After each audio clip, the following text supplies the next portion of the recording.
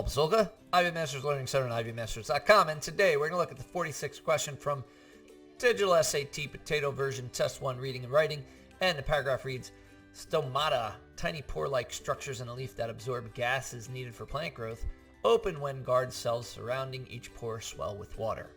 In a pivotal 2007 article, plant cell biologist Yuree Lee showed that lipid molecules called phosphatidylinositol phosphates are responsible for signaling guard cells to open stomata. So here's the deal. If you have the word the, or the word or the word an before a title, and then you have a person's name, then you need a comma before and after that person's name. For example, the president, comma, Joe Biden, comma, sat down.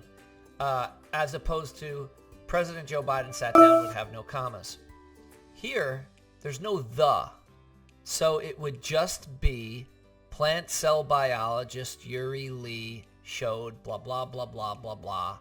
No commas at all. Correct answer is C. In my experience, I find that students tend to pick commas and other punctuation too often.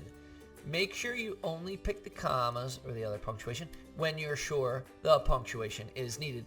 Thank you for joining us today. If you like this video, click like.